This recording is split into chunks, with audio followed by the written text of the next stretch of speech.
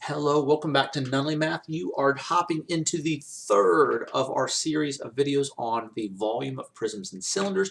We include those as a series because they are very connected to one another. We're going to wrap up that series today with our discussion of cylinders, and then we're going to begin in the next couple of days looking at how you can calculate the volume of cones, pyramids, and spheres. So make sure you come back and check us out for those. As we mentioned in our last two videos, volume is very closely connected to area. So we've been starting each of our videos with an area problem. In this case, I'm giving you the circle that's shown here with a radius of 5 centimeters. Notice that it doesn't quite look like a circle. That's because we're not looking straight up and down at it. We're kind of looking at it at an angle from way off in the distance. And I'm doing that on purpose for a reason I'll show you here in just a second. Now, I don't have time to get into it today, but we do have another video on where the area of a circle comes from, or how we compute that, or where this formula is derived from. But for today, we're just going to let it suffice that that does work. We're going to plug in our radius, and we're going to calculate the area. Notice my students always use 3.14, not the pi key, because if you use the pi key, it causes people to get lots of different answers, depending on how your calculator handles the pi button. So we always use 3.14 so that we all end up with the exact same answer. In this case, the area is 78.5 square centimeters. Remember, this means that it would take 78.5 or 78.5 little squares that each measure 1 centimeter by 1 centimeter in order to fill or cover this two-dimensional shape. Now, I want you to imagine we take that circle and we stretch it up 1 centimeter. Notice that now it is no longer a circle. Instead, it is now a cylinder. Cylinders have a lot in common with prisms. There is a circle on the bottom that you can't see. There's a circle on the top that you can see, and those are both connected by a rectangle wrapped around. You might want to check out our surface area video on cylinders if that was confusing for you. And then I changed the question to how much space does the cylinder take up? Remember, circles can be covered with flat squares. But if I wanted to build a cylinder, I can't use flat squares. I have to fill this with cubes. So when I say how much space does the cylinder take up, I'm saying how many little 1 centimeter by 1 centimeter by 1 centimeter cubes could fill this space. Well, we already know from our area problem that if I were to arrange squares, it would take 78.5 of them to cover this. I haven't changed anything about those squares except that I've also stretched those squares up into 3 dimensions as well, which means we can say that it takes 78.5 cubic centimeters, or centimeters cubed, I guess I should write that in, centimeters cubed, in order to build that blue cylinder. And just like we've done with our prisms videos, I want you to think about what happens if we put another cylinder the same size on top. Notice the blue one takes 78.5 cubes. The red one's the same size, so it would also take 78.5 cubes, or it would take twice as many.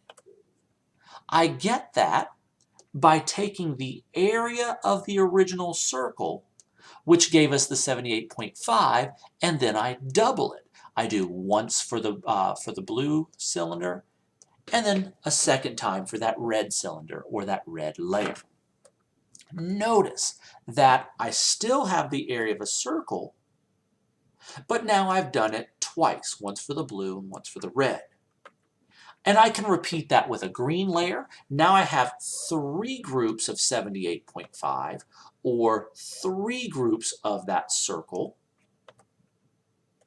for all 3 layers. And each time I add a layer, oh, my purple layer went in the wrong order. Each time I add a layer, I'm just going to add a 78.5. Or I can multiply by how many layers there are. Remember, that's been the secret for us when we're finding the volume of prisms as well. It's always how much space does that bottom layer take up, and then we're going to multiply it by how many layers there are. So in this case, the area of that bottom layer is just pi times the radius squared. That was the area of the circle, but then we stretched it up 1 centimeter. So whatever this is going to give me the volume of the bottom layer. Then I'm just going to multiply it by how many layers there are. We've been using this formula, area of the base times the height, or if we want to make it specific to the circle, it's the area of the circle on the bottom times the height. So if I gave you this cylinder right here, notice that I've given you the diameter was 10 meters. That means the radius, did I say that wrong?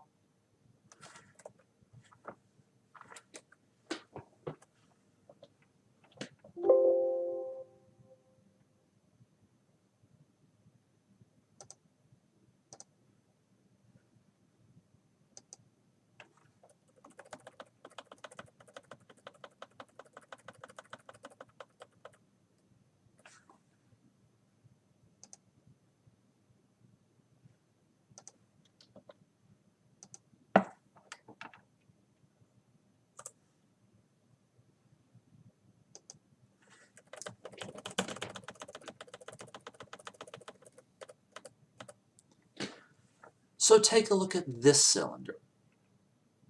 I've got a diameter of 20 meters. That tells me that I'm going to have a radius of 10 meters. Remember, the radius is the distance from the middle across. It's always half as big as the diameter. And I have a height of 30 meters.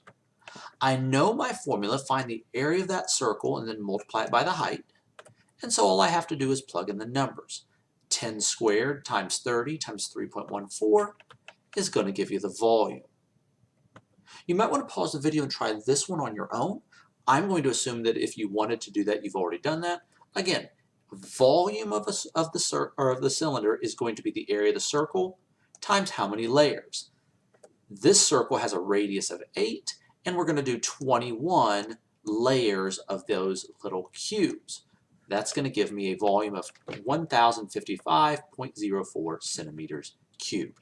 Now, if you were doing this in my class, I would require you to do formula, substitute, simplify on each of these. I would not require you to do all this. This is all just development of the formula. And I also would probably not require this middle step right here. But you would need to have the formula written out, plug in the value, simplify. We do that for 3 reasons. Rewriting the formula helps us to memorize it. It helps us to keep from making careless mistakes. And number 3, it shows other people what we're doing. As always, we thank you so much for joining us here today. Make sure you leave us a comment in the comment section if you're getting something out of these videos. Also, ring that bell so it turns on notifications. And make sure you smash that like button and subscribe so you can catch everything coming out of Nunley Math. Thank you so much for joining us. You guys take care of yourselves, all right? Bye-bye.